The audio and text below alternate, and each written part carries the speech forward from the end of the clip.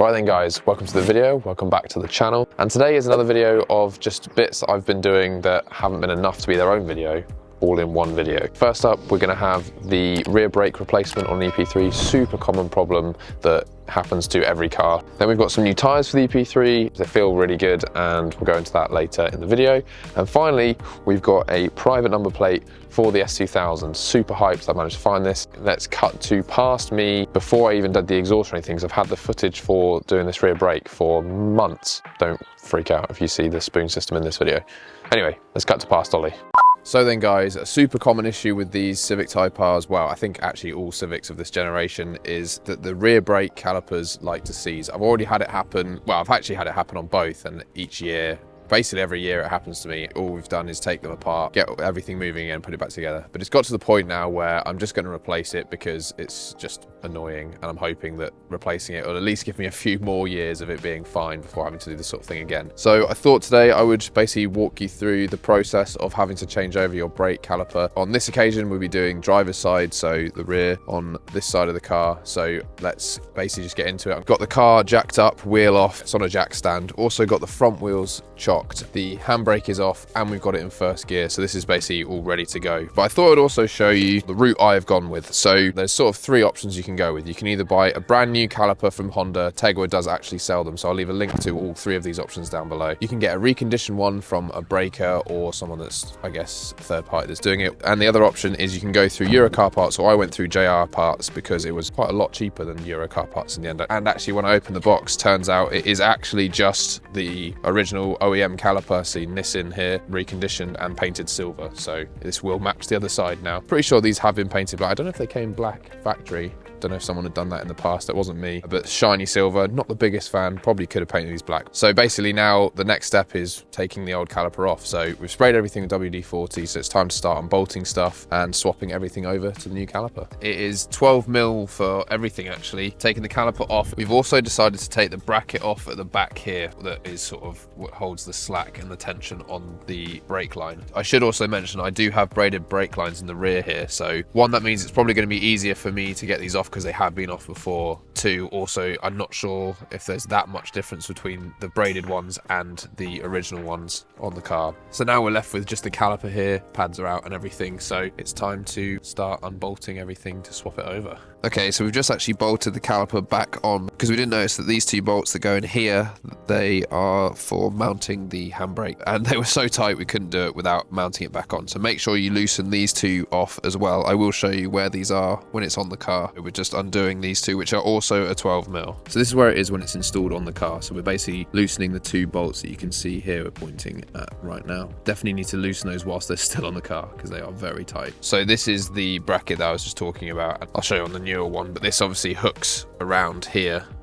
as you can see. So now that this is off, we're now going to basically swap everything over onto the new caliper, and then the last piece that we'll do is then swap over the brake line so we're not leaking fluid at any point. So a good little tip here is we originally got this off with a socket, but actually it's probably easier with a ratchet spanner or just a normal spanner like we're using at the moment to get this one bolt in, because it obviously gets blocked by the cable. Okay guys, so as you can see this thing is bolted up loosely to basically do the reverse of what we'd already done, to bolt in the bracket underneath here properly. But as you can see as well, moving nice and free. What is good actually, this kit does come with some extra grease if you need to use that. We did do this not that long ago, so that's why this moves so freely. Also it does come with two copper washers for once we do the brake line, which is good as well. So we are almost basically at that point now. So next up we're going to transfer over the brake line from the original caliper onto the new one. We're going to do that without the pads in or anything, just in case there's any fluid that drips anywhere, we can clean it up a lot easier. So we just remounted the original caliper just so we could crack this. So I guess you could save some time by just cracking this and towing it up again when it's on originally, because there's no way we could have undone this because we didn't crack it earlier. Okay, so the caliper is fully installed, and just so you're aware, everything on this is a 12, apart from the brake line, which is a 14mm, and the crush washers that came with the reconditioned brake caliper, those go either side of the brake line. Also, if you have trouble getting either of the calipers on or off, you can use a 17mm spanner behind the piston area to sort of free off that section without having that spinning constantly. So this is now actually ready to bleed and everything, so we're going to get on with doing that process and put the wheel back on and everything, and then we'll go for a test drive. So I'll catch you guys once we've bled this thing. So guys, the car is back on the ground. Everything is ready to give it a little test basically. So gonna just drive it backwards and forwards up here just to see whether we've bled all the air out of the system or not. But this is basically it done. It wasn't actually as bad as I thought it was gonna be. I guess because you're just replacing all of the stuff that is bad, it's not as much work. This is obviously something you're probably going to end up having to deal with at some point because of how well known these are for this happening. So hopefully this was useful for you for when you have to do this in the future. Definitely not too bad to tackle by yourself. Obviously you'll need a hand when you're going to bleed it or whatever, but like I said already, I'll leave a link to all the different options of different ways of getting a different brake caliper down below, so you can check those out. So yeah, there we go guys, hopefully it was useful. Alright then guys, it's finally time to get some new tyres on the EP3. As you can see, got a fresh set of 4 here. I've actually gone for the Michelin Pilot Sport 5s this time. Talking about getting Michelins for such a long time that the 5 came out, was going to get the 4s. It's actually my second set of Uniroyal Rainsport 3s on that car that I've had for so long. So I thought it was time for a change, and yeah, heard loads of great things about these, so I thought it was about time to give them a go myself. And obviously I'll let you guys know how these are moving forward as well. So I've actually gone for the same spec again as I have with the Rainsport 3s. I've gone for a 215 45 17. I probably could have got away with running a 225 in the front, but I definitely wouldn't have been able to fit it in the rear. The reason I'm telling you that is because if you can get away with it, running a 225 means you'll actually be able to save yourself about £20 a tyre for these, which is quite a decent saving. I picked these up from Tegawa, so I'll leave a link down below if you want to pick these up as well. The Rainsports have seen better days, and it's time to get some fresh meat. Also, the benefit to running some new tyres is going to be that it's going to raise the car up quite a few millimetres, because I need all the help I can get with scraping on the solid fab exhaust. So hopefully it's going to give me some more clearance for a few thousand miles before these start wearing down as well. Got a mobile tyre fitter coming today, so just waiting for him to arrive. Very much looking forward to what these are going to be like on the car, but it's going to be interesting to see how these things perform differently.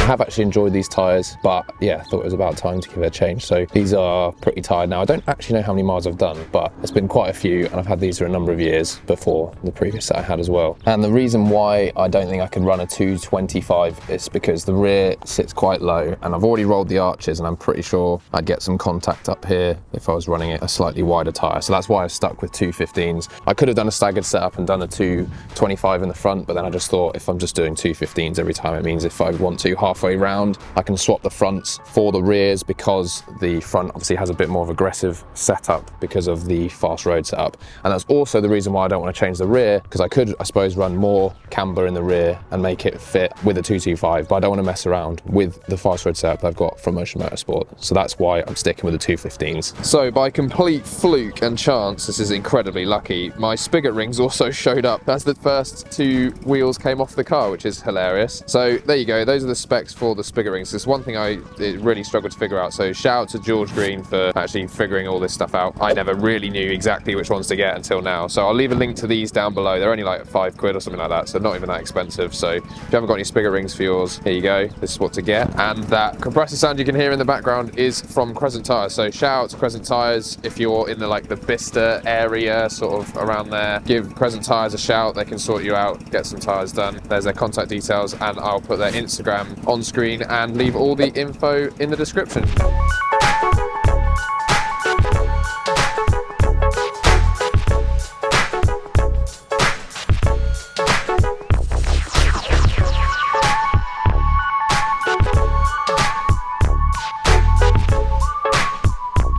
So I just spun the car around, so this is obviously the side that's already been done, and all I did was turn the car around, and I could actually tell the difference between these tyres and the Uniroyals. It was really weird. I don't know how to explain it, but look at how sick it looks. Obviously the other side is completely jacked up because the other 2 wheels are off at the moment, but look how sick these look. Something very interesting that I've just found out, Michelin actually own Uniroyal.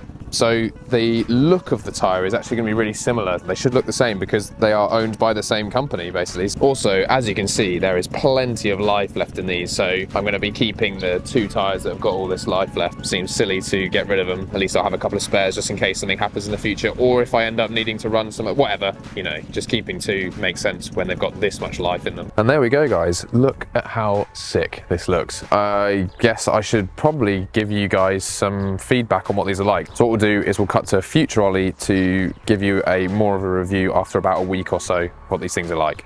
So guys, it's been about a week and I haven't actually driven the car loads. The times I have driven it has been actually mixed weather conditions, which I suppose is a great test. So what I've actually noticed straight off the bat is you can really tell that the tyre itself is harder, which it's really hard to explain what that feels like. I can feel that there isn't as much body roll and everything when going around a corner or anything, but the grip level is just crazy. There's so much more grip now, especially in the wet, which you'd think Rainsports are really good in the wet anyway, so these are another level above that. And it's interesting that I feel like the jump between like a budget tyre and a Uniroyal, it's almost that same jump again between the Uniroyal and this PS5. Again, I haven't done enough miles to really back that comment up, so I guess in the future I'll let you guys know what I think of these more long term. But so far, very impressed, and they look sick. So it's a win-win really, and I'm definitely happy I pulled the trigger on these and eventually got some Michelins.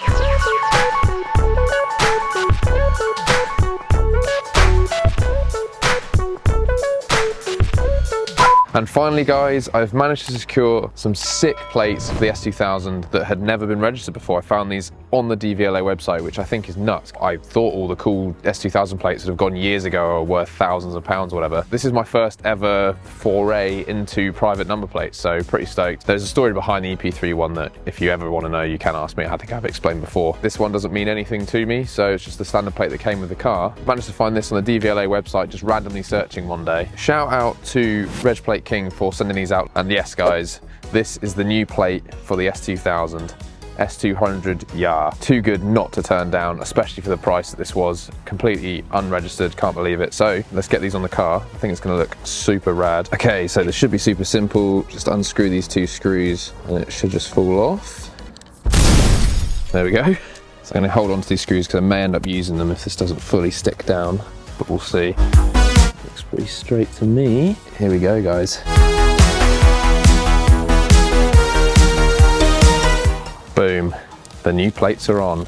How sick is that? My first ever private plate, pretty hyped on that. So again, shout out to Reg Plate King for sending these out. Links will be down below, like with everything else in this video. So yeah, go check them out if you want to get some plates. Oh, this is sick. I don't know, even me looking at it now, I still can't believe this is actually my plate and my car. So this black border, unfortunately, is an OEM piece from Honda. So behind there is just a load of holes, unfortunately. So that has to stay for now, but we'll see what happens in the future. Yeah, really happy with how that looks now. Definitely gonna have to get this out, get some cinematics for you. So let's cut to those now.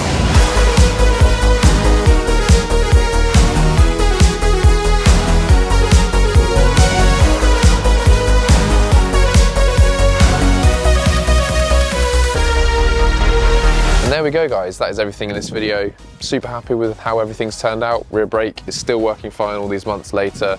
New tyres feeling really good, and obviously the new plate looking sick on the S2000. Win-win all round in this video, super happy. Hopefully you've enjoyed this one. Don't forget to subscribe if you want to see more EP3 content, more S2000 content, more coming, got some cool stuff in the works. Comment down below which you think is the most useful part or coolest bit from this video. Don't forget to subscribe, like this one, and I'll catch you guys in the next one.